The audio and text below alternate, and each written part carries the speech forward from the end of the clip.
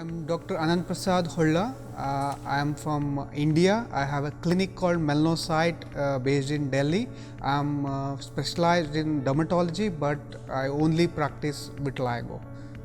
Last 4-5 years, I am exclusively into vitiligo treatment. So, Dr. Hanga, what sparked your interest in finding a cure or treatment for vitiligo? So during my dermatology training days, so I was more inclined towards surgical treatments in dermatology and also unconventional treatments. So during my this one thesis, like we have to do a dissertation on particular subject. So I chose a subject on vitiligo, that is cell transplantation in vitiligo, and I got an opportunity to modify the procedure, and by seeing the improvement in like a lot of patients life, and in also in my life, because I got a lot of recognition because of my work before I finished my MD dermatology. So I decided to focus more on this particular field, even though initial part I had some problem because it is very rare to have a exclusive vitiligo practice. However, after a lag period, I came to have some of the success, and now I'm exclusively focusing on vitiligo. So, that's great. Okay, so how did you first make a connection between the new treatments you offer and vitiligo? Initial phases it was difficult because even like you have newer option, but patients were not ready because they are already frustrated by trying multiple options. So every options they assess based on their previous failures. So when you come across with the new treatment, it is very difficult to convince, but after some lag period, some time, we were able to convince few patients, and they come for the treatment, and they got the result, and we used those results to convince more patients. So once that happened, success were coming out regularly, so we got lot of patients. So now it is not difficult for me to convince patient because there are a lot of success stories. So initially it will definitely, even in Emory we had the same problem because it is new here. So now 3 patients rolled up. If they get very good result, next More more patients. patients. Great, awesome. Vitiligo is a life-altering condition characterized by single or multiple well-defined white patch anywhere in the body. It is not a contagious disease. It can happen to anyone, and there are types of vitiligo as well, like segmental vitiligo, generalized vitiligo, focal vitiligo. So vitiligo is not a single problem. It has multitude of presentation. So it is not a single entity. There are multiple triggers because I consider vitiligo as a lifestyle disorder. There is a genetic susceptibility. I am not saying it a hereditary or genetic disorder. I am telling genetic susceptibility. Just having genetic susceptibility, nobody will get vitiligo. They need some triggering factors. This triggering factor can be trauma, any kind of trauma, physical trauma, even stress, everything plays to trigger the vitiligo, basically through free radical damage. Then lifestyle is a very important issue here. Diet and lifestyle, you have to have a healthy lifestyle, otherwise vitiligo can be triggered. Next is like some chemicals hair dye, then footwears like plastic and rubber footwear, they might trigger the vitiligo. And one of the trigger, I feel that too much treatment or no treatment in vitiligo. So that makes vitiligo worse. If you experiment too much, then also it is problematic. If you don't take any treatment, you leave it like that, and you don't try to intervene, then also it increases spread. Vitamin C, like especially where the country I come from, India, so we have Indian system of medicine where most of the patients they were advised against vitamin C intake. So I get lot of patients who are not at all taking vitamin C for long, but still they are not getting any improvement. And there are people who are taking lot of vitamin C, their disease is not increasing. So vitamin C, it has a paradoxical role where best way is to have a moderate intake, not too less vitamin C or not too much of vitamin C. And the diet intake, any particular diet also dependent on the type of vitiligo. If you have segmental vitiligo, the eating something or not eating something not going to make any difference, but everything is important in generalized vitiligo. And then I remember you talked about turmeric. Turmeric has a chemical called curcumin. So it has action against melanocyte. It induces melanocyte death. In Indian system, there is they apply the turmeric cream paste to groom and bride to induce the glow. So usually it basically because it gives the glow, that is through like melanocyte, it lessens the number of melanocyte. So patient who is having active vitiligo, it is better they take turmeric in moderate quantities rather than too much of turmeric. Some people believe that Indians have a lot of vitiligo, maybe because of our diet contains more of turmeric in our curries. So it's better to have moderation. It is the principle of diet is to have moderation. Okay, and then I remember you talked about the vitamin D link. Yeah, vitamin D, like as you know, the most of the world's population are now vitamin D deficient. But in vitiligo, in sitting of vitiligo, vitamin D is important because in my patient population, I have seen lot of patients with vitamin D deficiency, and I do supplement with vitamin D supplementation, and I have seen patients who are not responding the same set of medication, they start responding to those medication with the addition of vitamin D. It could be explained with the role of vitamin D. Vitamin D basically controls your immune system. Not if it is low, it will like either immune system will become hyperactive as happens in vitiligo, or it become hypoactive. It may not work as it happens in melanoma. So there are people, they say ki if in even melanoma patient they have vitamin D deficiency, how can you explain?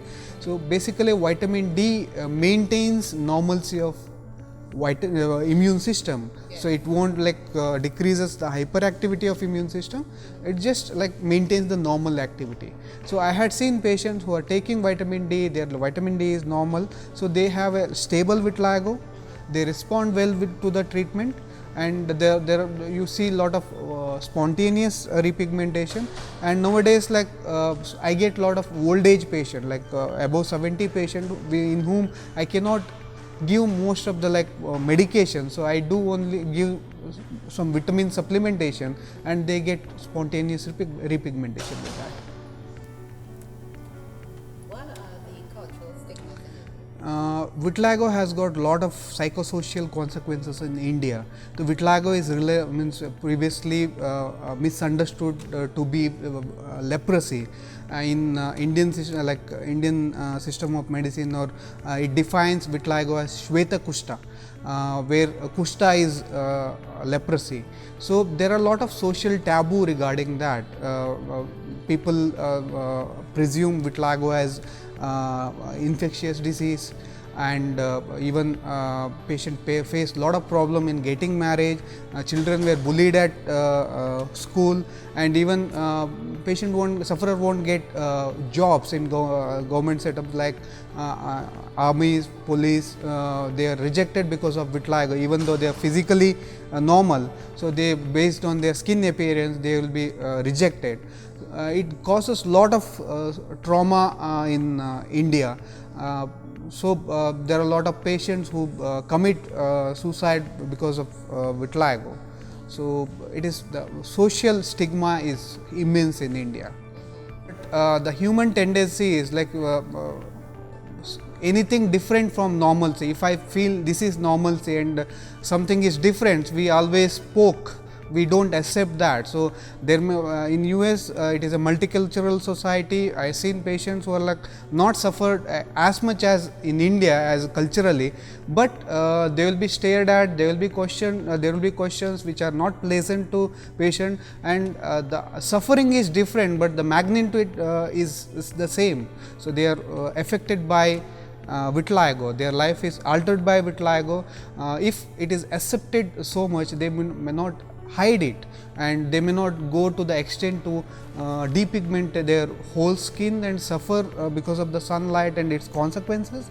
So maybe cultures are different, but still vitiligo is not acceptable in even most advanced advanced society where multicultural things are accepted. It is the problem is difference in the appearance, which makes people don't accept it. And more than other person asking question or not asking question, the sufferer, he wants, when he has white patch, he will be more aware of that, more conscious about that, and he feels bad about having difference, because he always thinks himself different. He don't consider vitiligo is superior. If you see a butterfly with a lot of design, you enjoy it. If you if you go for a cloth, you choose for design. And in India we have this cow, like black and white cow is considered as Kamadhenu. It's like sacred. People worship it. For us, white elephant is like very sacred, but when it comes to an individual, so they don't accept it. If you see like deer with multiple colors, you appreciate it, but when it comes to human being, they don't appreciate. But what I consider vitiligo patient, they are superior than the normal person, because some thing is different in them, and it is for the change. So the cultural divide is there. It is different culture, but the suffering is same. At what stage should someone consider depigmenting? Usually depigmentation therapy is for patients who have extensive vitiligo, where they have like more than 60 to 70% of body surface area, and for like in the setting where they want to get rid of pigmentation and the visible areas like face and fingers. But depigmentation therapy actually happened in US, because if you become completely white, you mingle with the population, because there is a contrast that complete white is acceptable here, but the country where I practice, complete white is also not acceptable. So their depigmentation is not that much acceptable option. They still, even patient with 60%, 70% of body surface area, they still seek repigmentation. But whereas I had seen patients who are having fingertips vitiligo, they go for complete depigmentation. The problem with depigmentation, it won't happen quick as people expect. They apply something or they take some laser, it will happen. It won't happen like that, and it takes some years to get rid of complete color.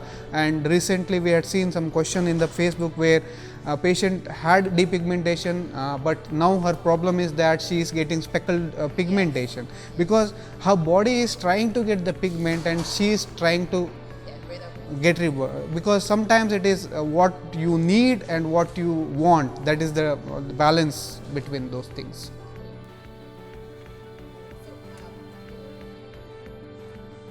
Okay, what is the average cost of treatment? The treatment is like you can divide into like medical management and surgical management. Surgical management is not that much costly, but patient has to consider cumulative expenses.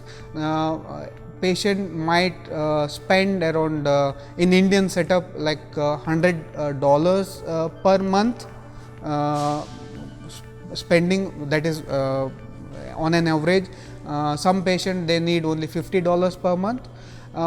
But when you consider surgical management, the cost might vary from around $500 to $1,000 per sitting. Some patient, what happens, like they have a small patch, this is what they have to do, after that they are completely free of the disease.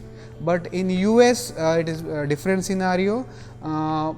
Medical management, like it is as a same as any other disease, so you have to have the consultation medicine, but surgical treatment is not that much available, that the cellular transplantation, which is more advanced treatment option in vitiligo, it is not available everywhere, which is usually available in Detroit. Now we are starting it in Emory.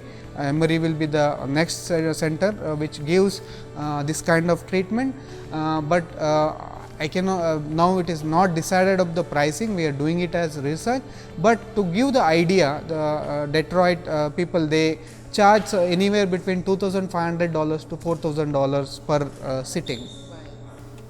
So how can someone connect with you? There are two ways. One, they can directly contact with me, but the US based patient, I may not able to prescribe medication, but I can do counseling, I can guide them. I have websites, several websites, you can search my name, you will get those details. Another thing is coming to Emory or contacting Dr. Sulochana, and maybe in future I may be allowed to see patients here. So that happens, definitely it would be a good thing, so that I can interact with the patients.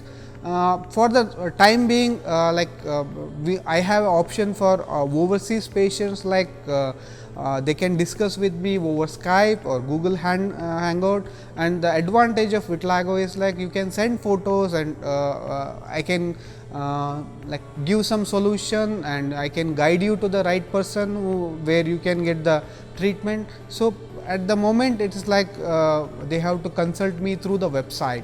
One is www.vitiligo-surgery.com, another is www.drholla.com, another is www.managevitiligo.com, another is www.vitiligopedia.com. And shortly I will be coming with a dedicated website for US, that is www.vitiligoholla.us. Awesome. Thank you so much, Dr. Howard.